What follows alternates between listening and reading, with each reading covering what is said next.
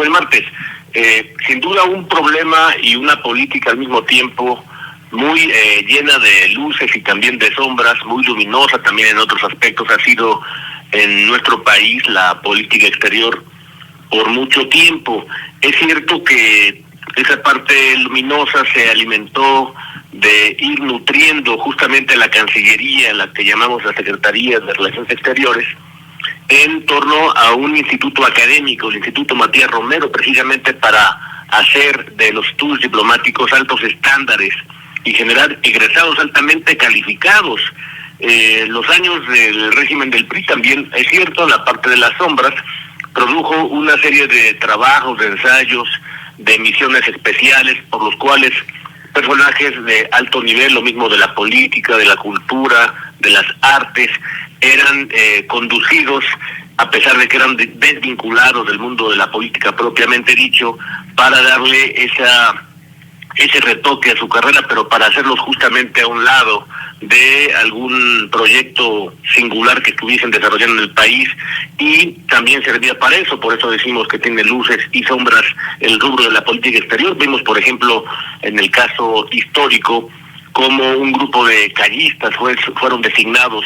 en misiones diplomáticas importantes por el general Lázaro Cárdenas, o también la parte más contemporánea, luminosa pero también ruidosa, de, por ejemplo, designar a Octavio Paz como un representante de alto nivel en la India, del rubro diplomático. Pero esos problemas que desde luego subsistieron a lo largo del régimen político y su evolución ahora mismo se han reproducido aún más, porque al oficialismo de plano se le ha pasado la mano. Ahora son los gobernadores del PRI, como lo vivimos básicamente todo el primer tramo del oficialismo, el sexenio anterior, en donde básicamente recordamos que cuando el presidente Peña Nieto terminó su mandato, eran 22, 23 gobernadores de su partido, y uno de los canales por los cuales se fue reduciendo esa cantidad fue precisamente por la compra-venta de esos gobernadores, que a cambio de hacer o hacer muy poco o dejar hacer al oficialismo en las temporadas electorales, rendían esa plaza y a cambio tenían ese rendimiento para su carrera personal a través de una misión diplomática en forma de consulado o también de embajada. Vimos muchísimos casos de gobernadores. Eso en la parte formal, en el sector del mundo de la política que llamamos lícito, pero también la delincuencia organizada estuvo operando, como los casos sin duda más ruidosos del cártel de Sinaloa, en torno, por ejemplo, para citar a uno muy reciente del contemporáneo, pasamos a la coyuntura más reciente con el caso de Rubén Rocha Moya, y así siguen muchos otros que de plano los conflictos se abren, y el canal abierto de la política exterior ha servido justamente como pero para el oficialismo, para resolver sus conflictos de cómo hacer que las victorias electorales tengan una traducción personalísima, individual y de beneficiario, pero no para darle solución a los problemas y a una agenda que está muy problemada, justamente porque México se hizo hacia adentro en el sexenio anterior, volteó justamente a verse a sí mismo al espejo, como lo dijo el mismo exmandatario en el sexenio anterior, cuando comentó que la mejor política exterior no existía, justamente porque él la desempeñaba todos los días a través del manejo de la política interior, que es justamente aquella evocación que hacía el maestro Arnaldo Córdoba cuando se refería justamente a la fuerza del presidencialismo, que es una fuerza notable, dijo, para que se pudiese entender que los conflictos, los diferendos, es verdad que el legislativo y el judicial, decía, tienen sus propias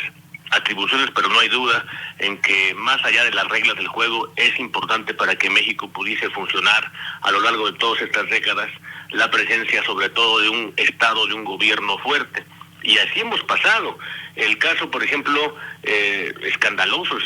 cuando se pudo documentar que no era viable, por poner otro caso, el de Pedro Salmerón, en una embajada, pues pusieron a Jesús Rodríguez, menos mal que esa era la solución, o aliados o sus familiares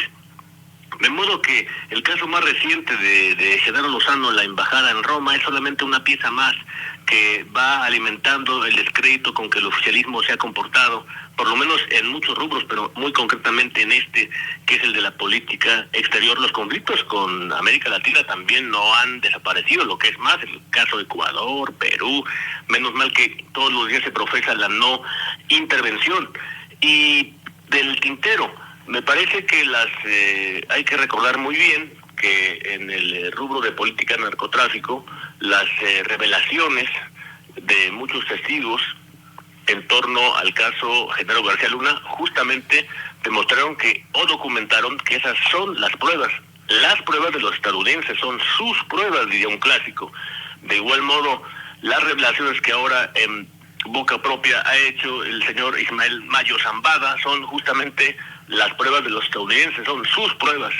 También hay que ver que hoy, martes, en la conferencia de medios de la titular de la Jefatura del Estado, no se habló de inseguridad cuando es un tema precisamente reservado para los martes. Algo también se está cocinando al respecto, porque hablamos de las pruebas, pero no en la visión mexicana. Simplemente en términos de política y narcotráfico, las revelaciones que hagan los estadounidenses con sus casos convertidos en juicios o antes de llegar a juicio son justamente sus propias pruebas. Teodoro.